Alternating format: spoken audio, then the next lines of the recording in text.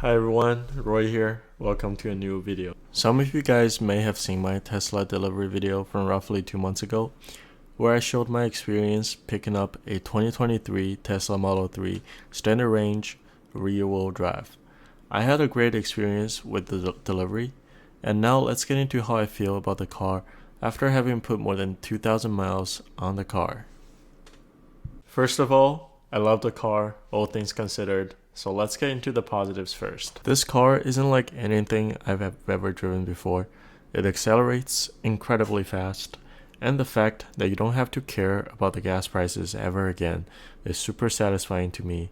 Every day, you can just come home, plug in the charger, and then wake up to a full battery the next morning. Obviously, you want to set up the charging schedule so that you're using off-peak rate to charge your car to save some electricity costs. The whole experience is completely different than a gas car. Some people like to criticize that it will take too long to charge if you're on a road trip. Well, the thing is, most of the time, you're probably not going to be on a road trip. But you can always guarantee to wake up to a full battery in the morning, which might not be the case for a gas car. So it is important to think about how an EV is a different type of vehicle where you get the mileage primarily from home as opposed to a gas station. And again, yes, you do sacrifice the ability to go from zero to full tank within minutes, like a gas car would, but you won't be at zero tank very often if you have charging capabilities at home. Even if you do end up at low battery, there are tons of superchargers that you can rely on in times of emergency. There are tons of superchargers almost everywhere in the US, and you can charge very quickly while grabbing a quick lunch nearby. Another thing that I really like about the Tesla Model 3 is its infotainment system, where you get most of the information from the screen. Whether it's climate control or driving profile or maps, you can pretty much access everything from the big screen. For example, you can select specific profile depending on who is driving within the family, and then the screen will memorize the seating preference of the profile and adjust automatically for the person that drives the car. You don't need a key fob. All you need to carry is your phone and a wallet containing the key card in case the phone key doesn't work. But most of the time, you won't need the key card. If you're waiting in drive-thru and you're bored, you can even access YouTube or Netflix if you have premium connectivity. Now, that is some extra cost, and you can determine if it's worth it to you personally. There are many more things that I like about the car. For example, autopilot makes my driving experience so much more comfortable.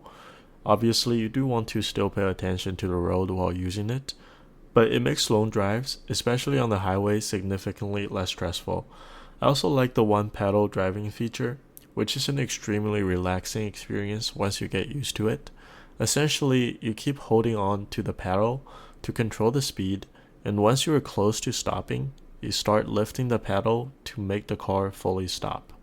Additionally, I actually enjoy the minimalist design that Teslas have. I know that many people actually complain that the interiors of Tesla looks cheap and simple, but for me, I just like how there's so much space when I'm in the car. The panoramic roof does make the car feel more spacious as well.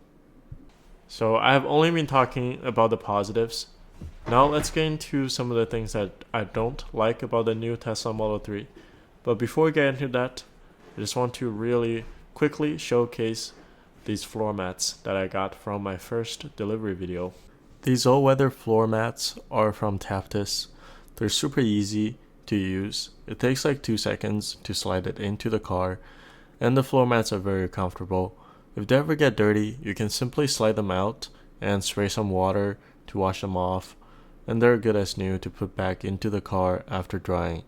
I didn't showcase too much of TAPTES from my first video, and later TAPTES actually decided to collaborate with me after that first video, so if you're interested in some floor mats or other Tesla accessories from TAPTES, please check out my referral link below in the comments for a discount. And now, let's talk about the things that I don't like about the new Tesla Model 3. First thing is that there is no ultrasonic sensors anymore to new 2023 models. Granted, I knew about this before taking delivery, but the fact that a supposedly luxury car does not have any parking assistance feels unacceptable.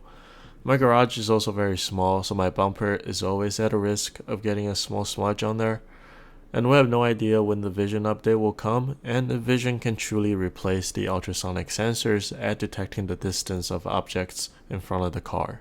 Second thing is the battery. Again, I knew what I was getting into for the most part. I understood that the battery goes down faster in winters, and we're usually not getting the estimated range from the car, but still, it feels frustrating to see how fast the battery drops compared to our expectation.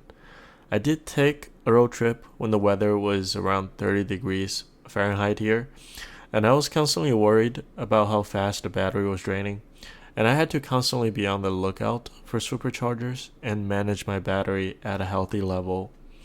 Thankfully, the supercharger network is so well built that I did not have to worry about the battery most of the time.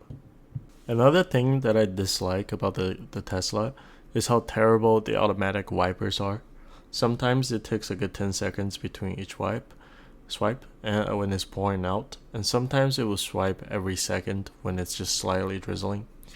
I'm not sure what's responsible for the sensors, but it is definitely not working great. Again, overall, I really like the car. I think the positives definitely outweigh the negatives. If you're still deciding if you want to get a new Tesla Model 3, I hope that my review can help you decide to make that final decision. And if you do end up getting the car, I hope that you enjoy the car as well. My family will actually be picking up a Model Y very soon, so I'll be sure to make a delivery day video on that as well. So make sure to tune in to that video. And yeah, make sure to hit the like button, comment below, and subscribe for more video.